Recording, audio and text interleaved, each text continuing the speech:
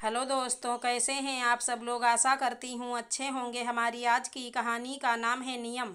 अरे बहू, दाल चावल के साथ एक सूखी अरबी की सब्जी और रोटी भी बना लेना। क्या है ना कि दाल चावल से पेट नहीं भरता है। हमारे यहाँ तो केवल दाल चावल कोई नहीं खा सकता, रोटी सब्जी तो साथ में चाहिए ही चाहिए। सासू माँ कोकिला जी अपनी बहू राधिका से बोली। राधिका के कदम रसोई में जाते जाते रुक गए। अभी थोड़ी देर पहले अनुराग ने कहा था कि इस घर में दाल चावल के साथ तो कोई रोटी सब्जी खाता ही नहीं है, तो सिर्फ दाल चावल बना लो ताकि तुम्हें भी गर्मी से निजात मिल जाएगी और तुम्हारा काम भी जल्दी हो जाएगा। पर अब सासू माँ ये सब कह रही हैं। अब सासू माँ के खिलाफ कैसे जाए। उन्होंने कह दिया तो बात तो माननी ही पड़ेगी। आखिर राधिका रसोई में गई और एक गैस पर दाल चढ़ा दी और दूसरे पर चावल और अरबी लेकर उसे धोकर काटने लगी। तभी सासू माँ रसोई में आईं और बोली, बहू, सब्जी बनने के बाद में तुम गर्मा गर्म रोटी ही परोस देना। यहाँ पर सबको गरम गरम रोटी खाने की आदत है, बिल्कुल गैस से उतरती हुई। ये सुनकर एक पल के लिए तो राधिका उनकी शक्ल देखती रह गई। वो तो अपनी बात कहकर चली गईं, पर राधिका को याद आया कि अनुराग ने तो कहा था कि मम्मी रोटी सेक कर रख देती थी और फिर पूरा परिवार एक साथ बैठकर खाता था, ताकि सब एक दूसरे के साथ समय बिता सकें और मम्मी भी सबके साथ मिलकर खाना खा सकें। फिर जब सब मिलकर साथ में खाना खा रहे हैं तो गैस से उतरती हुई रोटी कौन बनाता था। लेकिन अब सासू माँ के नए नए नियम उन बातों से मैच ही नहीं कर रहे जो अनुराग ने उसे बताए थे। राधिका और अनुराग की अभी 1 महीने पहले ही शादी हुई थी। घर में सास ससुर पति अनुराग देवर करण और ननद रिया ही थे।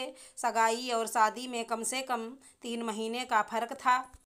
लेकिन इन 3 महीनों में जितनी भी उसकी अनुराग के साथ बात हुई, उसमें अनुराग के बताए हुए नियमों से तो इस घर के नियम मैच ही नहीं कर रहे थे। मतलब या तो अनुराग सिर्फ अपने घर के बारे में लंबी लंबी फेंक रहा था, या फिर कोकिला जी ने उसके आने के बाद नियम बदल दिए।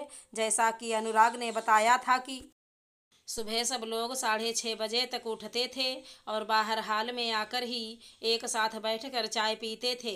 कोकिला जी जरूर 6 बजे तक उठ जाती थी, लेकिन शादी के चौथे दिन जब राधिका ने सबके लिए चाय बनाकर हाल में लाकर रखी तो कोकिला जी ने फट से कह दिया, बहू, सबकी चाय उनके कमरे में ही देकर आया करो।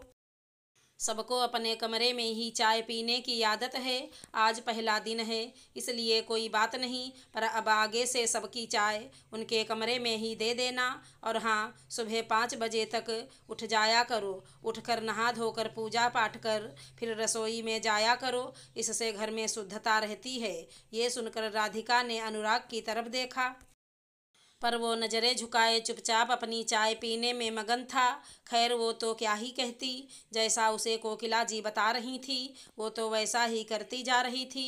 इसी तरह एक दिन अनुराग ऑफिस से थका हारा घर पर आया तो उस समय राधिका रसोई में कुछ काम कर रही थी, इसलिए अनुराग रसोई में पानी लेने चला गया। कोकिला जी ने जब ये देखा तो उन्होंने अनुराग से तो कुछ नहीं कहा, पर राधिका से रसोई में आकर जरूर कहा, बहू, हमारे घर में मर्द रसोई में नहीं आते। पति थका हारा घर पर आया है तो तुम उसे पानी नहीं पकड़ा सकती थी।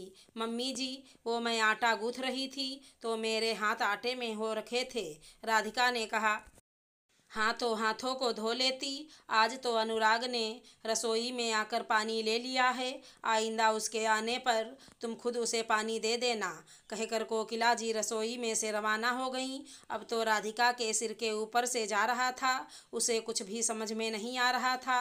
इस घर के मर्द रसोई में नहीं आते तो भला अनुराग क्यों कहता था कि उसके पापा बहुत ही टेस्टी सब्जी बनाते हैं। एक पल के लिए तो जी किया कि पूछ ही ले, पर फिर कुछ नहीं बोली। खैर, जब सब लोग खाना खाने बैठे तो रिया बोली, भाभी जल्दी से आ जाओ, बहुत ज़ोर से भूख लग रही है, फटाफट साथ मिलकर खाना खाते हैं। बहू यहाँ आ जाएगी तो रोटी कौन सेकेगा, कोकिला जी ने कहा। हैरानी से सब उनकी तरफ देखने लगे पर बोले कुछ भी नहीं। दाल चावल के साथ रोटी सब्जी देखकर रिया तो बोल ही पड़ी, अरे भाभी, दाल चावल के साथ रोटी सब्जी क्यों बनाई है, हम तो नहीं खाते। रिया के बोलते ही कोकिला जी ने उसे घूर कर देखा। उन्हें अपनी तरफ इस तरह देखते देखकर रिया तो चुप ही हो गई, लेकिन राधिका ने सब देख लिया। तभी कोकिला जी बोली, बहू, फटाफट रोटी सेक कर लाओ और गरम गरम ही परोसना। राधिका ने गर्मा गर्म रोटियां सेकी और एक एक करके सबको परोसने लगी, लेकिन उसने नोटिस किया कि सब मन मार के ही रोटी खा रहे हैं, क्योंकि अनुराग के अनुसार सबको दाल चावल ही पसंद है। 2 दिन बाद कोकिला जी किसी काम में पड़ोस में गई हुई थी। उस समय राधिका अपना काम निपटाकर कमरे में आराम कर रही थी। तभी अचानक रसोई से कुछ आवाज़ आई तो राधिका उठकर रसोई में गई तो देखा देवर करण मैगी बना रहा था। ये देखकर राधिका ने कहा, करण भैया, आप यहाँ क्या कर रहे हो? आप जाइए बाहर, मैं आपके लिए मैगी बना देती हूँ। अरे भाभी, पहली बार थोड़ी ना बना रहा हूँ, आप भी मेरे हाथ की मैगी खाकर देखना, मैं बहुत ही अच्छी मैगी बनाता हूँ। अभी दोनों बोल ही रहे थे कि इतने में कोकिला जी आ गईं और करण को रसोई में देखकर राधिका पर बिगड़ते हुए बोली, बहू, ये क्या, तुम्हारे होते हुए करण रसोई में क्या कर रहा है? मम्मी, मुझे मैगी खाने की इच्छा हो रही थी तो मैं अपने लिए मैगी बना रहा था, करण ने बेफिक्री से कहा। करण, तुझे बीच में बोलने के लिए किसने कहा? ज़्यादा बीच में अपनी नाक मत घुसा और ना ही ज़्यादा इस घर के नियम बदलने की कोशिश कर। इस घर के मर्द रसोई में नहीं आते, ये काम औरतों का है, औरतों को ही करना पड़ता है। बहू के होते हुए तू रसोई में जाकर मैगी बना रहा है तो ये तो गलत है ना। कोकिला जी की बात सुनकर करण हैरानी से उनकी तरफ देखने लगा। उसे अपनी तरफ ऐसे देखते देखकर कोकिला जी ने कहा, तू तो ऐसे देख रहा है जैसे मैंने कोई बड़ा बम फोड़ दिया हो। चल निकल यहाँ से, अभी बहू मैगी प्लेट में डाल कर दे देगी। मम्मी, ये नियम कब बना अपने घर में? भाई की शादी से पहले तक तो नहीं था। कई बार मैं और भैया आपके साथ रसोई का काम भी करवा देते थे, तब तो आपने ये नियम नहीं बताया हमें, अचानक करण ने कहा। उसकी बात सुनकर कोकिला जी झेप गईं। उन्हें करण से इस जवाब की उम्मीद नहीं थी। तभी उन्होंने देखा कि राधिका भी उन्हीं की तरफ देख रही है। उनसे कुछ कहते ही नहीं बन रहा था।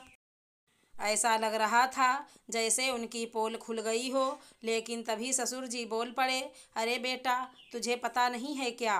कुछ नियम तो बहू के आने के बाद बदल जाते हैं।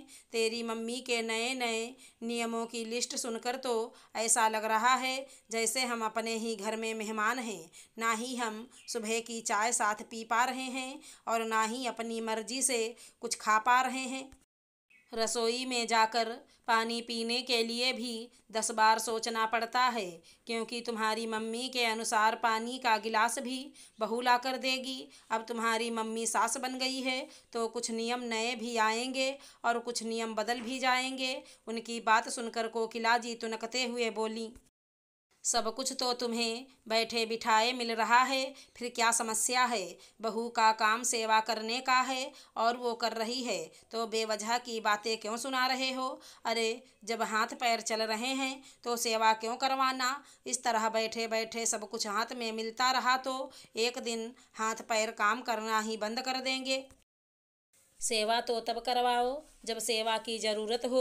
यूँ बेवजह सेवा के नाम पर किसी को परेशान तो मत करो, चाहे वो घर की बहू ही क्यों न हो।